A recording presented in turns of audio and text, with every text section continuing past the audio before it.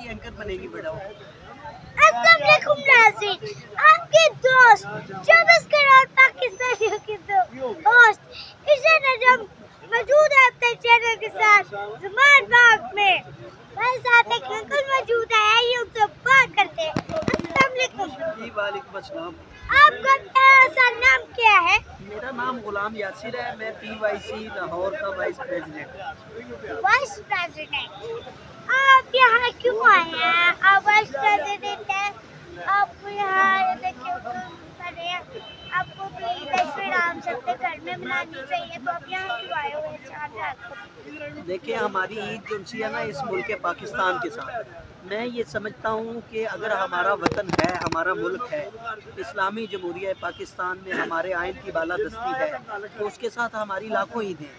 अगर हमारा आइन और हमारी रियासत और हमारा पाकिस्तान नहीं है तो हमारी ऐसी ईदें किस काम की, जहाँ कौम की माएँ बहनें बेटियाँ सिग्नलों पर भीख मांग रही हों और मौजूदा वक्त के हुक्मरान इतने बेहिस हो चुके हों कि 180 गाड़ियों के काफिले लेकर घूम रहे हों और खाने के लिए गरीब के पास रोटी ना हो, आटो की लाइनों में कौम की इज्जत आबरू लगी हो, तो वहाँ हम ईदें मनाते फिरे। मैं ये समझता हूँ कि हमें एज ए मुसलमान ये ज़ेब नहीं देता, तो इस वजह से हम खान साहब के नारे पर पिछले 76 दिन से लब्बैक कहे हुए शाम को या अफ्तारी के लिए अपनी टीम के साथ अपने फ़राइज़ सर अंजाम देते हैं और उसके बाद जो है यहाँ पर कुछ मीडिया में आप जैसे प्यारे बहन भाइयों से गुफ्तगू में कौम को थोड़ा सा शऊर दे देते हैं। अच्छा, तो आपको क्या लगता है कि आप अभी आप वाइस प्रेसिडेंट हैं, आपने अब उम्मीदवार नहीं है?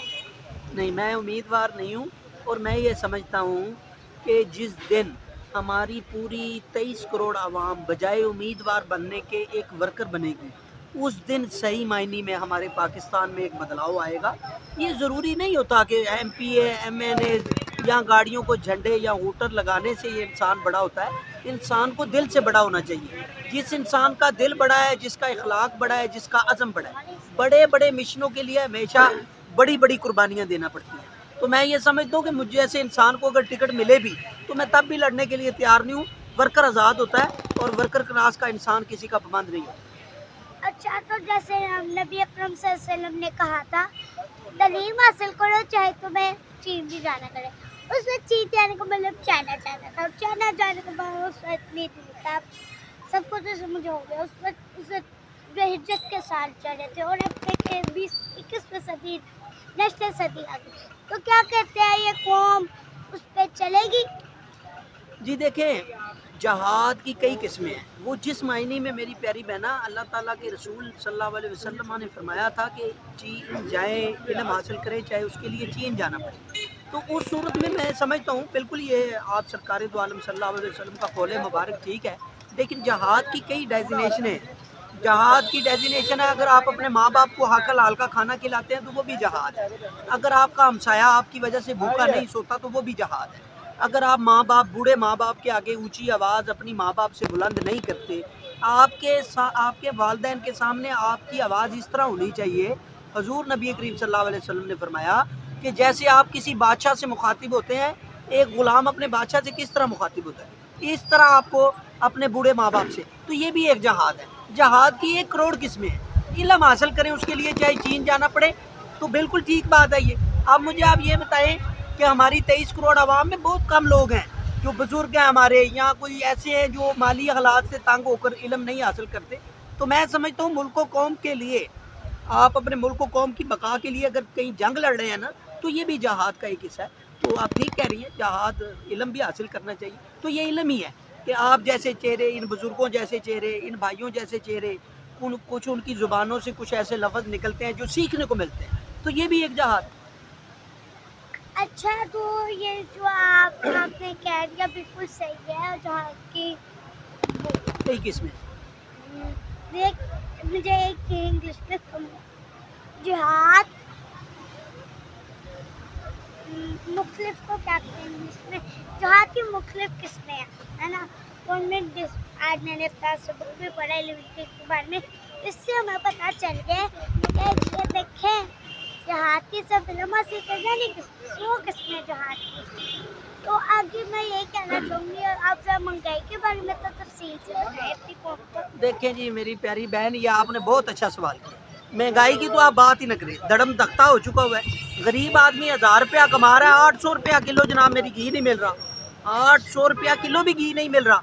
तो आप मुझे ये बताएं, ये गरीब आदमी, मजदूर आदमी, जो दिहाड़ीदार इंसान है, कोई खोता रेडी चलाता है या कोई मजदूरी करता है, तो मुझे मेरी प्यारी बहन ये बात बताएं कि वो शाम को हांडी कहाँ से पकाएगा? या वो घी ले सकता है, या वो अपने बच्चों के लिए नमक ले सकता है, या वो मिर्च ले सकता है? इस कौम का इतना बेड़ा गर्क इन मौजूदा हुक्मरानों ने कर दिया है कि मैं समझता हूँ 1000 रुपये में एक गरीब आदमी अपने घर के 4 बंदों को बाइज्जत तरीके से 1000 में खाना नहीं खिला सकता।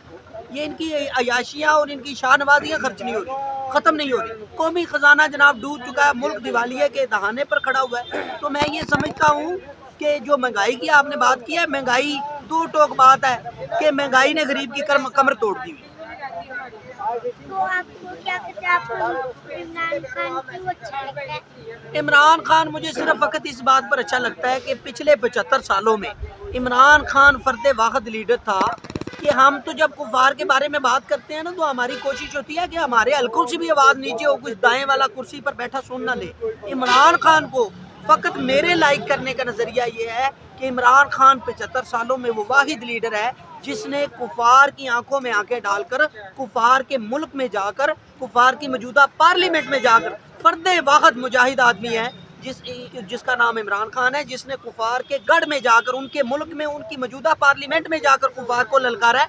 तो खान को पसंद करने के लिए मेरे पास सिर्फ एक यही वजह काफ़ी है। अच्छा, तो मैं आपसे एक सवाल ही बल्कि आपसे कुछ चीज़ पूछूंगी। वो माँ आपको अच्छी लगती थी जिस वक्त दो बेटे नवाज शरीफ और शहबाज, वो माँ अभी राज है जिस माँ ने अपने बेटे नवाज शरीफ शहबाज को बेईमानी सिखाई, और वो माँ रास्ते थी जिसने अपने बेटे को ईमानदार सिखाया और कौम की इज्जत, और एक माँ ऐसी भी थी जो खुद वज़ीर आज़म थी लेकिन उसके अपने बच्चे से उर्दू नहीं पढ़ सके। आपको उन तीनों माओ के नाम तो आते होंगे, है ना? जी जी बिल्कुल, अल्हम्दुलिल्लाह। जरा सुनाइए जरा। देखिए जी, एक तो है कलसूम नवाज, अल्लाह जन्नत बख्शे, हाँ जी। वो नवाज शरीफ शहबाज शरीफ की वालदा माजदा है, और एक मोहतरमा खान साहब की वालदा मोहतरमा, ठीक है, अल्लाह उन्हें जन्नत बख्शे, शौकत खान साहिबा। और तीसरे का मुझे मालूम नहीं है, वो आप मेरे इल्म में इजाफा करें। वो तीसरी, वो पाकिस्तान की पहली खातून वज़ीर थी, उनका नाम है बेनज़ीर, माशाल्लाह। और सबको उनके बेटे का पता होगा, अलाउल जो। तो आपको महंगाई का भी कहना, तो महंगाई का पहले आपने बता दिया, सिख समझे ज़्यादा जी जी। अल्लाह हाफ़िज़। आपकी और 24 को पाकिस्तान के दोस्त है जो मला। जी थैंक यू।